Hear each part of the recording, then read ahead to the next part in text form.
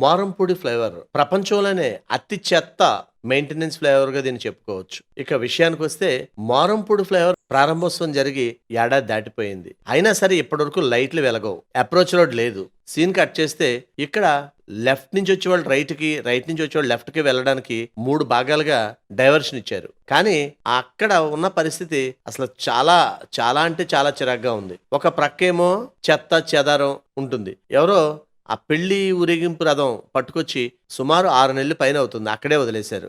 ఎంత చెత్తగా ఉండాలంటే అంత చెత్తగా ఉంటుంది. మరో ప్రక్క ఆటోలు, లారీలు పార్కింగ్ ఉపయోగించుకుంటున్నారు. అసలు ఇది రానున్న 10 ఏళ్లలోనైనా సరే పూర్తి అవుతుందా, నిండుగా రంగులు వేస్తారా, దీన్ని పూర్తి చేస్తారా అని ప్రజలు కోటి ఆశలతో ఎదురు చూస్తున్నారు. ఎందుకంటే లైట్లు లేవు, ఫ్లైఓవర్ పైన పక్కన అప్రోచ్ రోడ్ లేదు.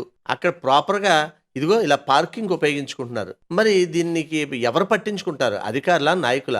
ఎవరికే బాధ్యత లేదు. మా వీడియోని మీరు పూర్తిగా గమనించినట్టయితే చెత్త చెదారంతో చెత్త అమ్ముకునే వాళ్ళు చెత్త కూడా ఇక్కడే పడేస్తున్నారు. అది పరిస్థితి.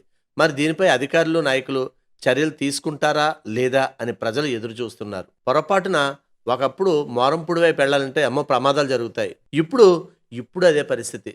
బండి మీద ఎప్పుడు ఎవడు ఎలా పడతాడో కూడా తెలియని పరిస్థితి. ఎందుకంటే అప్రోచ్ రోడ్ లేదు. పోనీ ఫ్లైఓవర్ పైనుంచి వెళదామంటే రాత్రులు అయితే చాలా భయంకరంగా ఉంటుంది. ఇక్కడ మీరు చూడండి, ఈ బండి సుమారు ఏడాది కాలంగా అక్కడే ఉంటుందని అంటున్నారు. అది ఎంతవరకు నిజమో తెలియదు. ఈ లారీలు, వ్యాన్లు అక్కడ పెట్టి పిచ్చాపాటి మాట్లాడుకుంటూ మందుబాబులు అప్పుడప్పుడు కాస్త మందు కొడుతూ రిలాక్స్ అవుతున్నారు. మరి దీనికి పరిష్కారం ఉంటుందా లేదా అని ప్రజలు ఎదురు చూస్తున్నారు. దయచేసి గమనించండి, ఒక ముఖ్య మనవి. మేం ప్రసారం చేసే నిర్లక్ష్యం కార్యక్రమం ఏ ఒక్కరిని అవమానపరచాలని గాని, తక్కువ చేయాలని గాని మా ఉద్దేశం కాదు. కేవలం రాజమండ్రి నగరం బాగుండాలని మా ఈ నిర్లక్ష్యం కార్యక్రమం ముఖ్య ఉద్దేశం.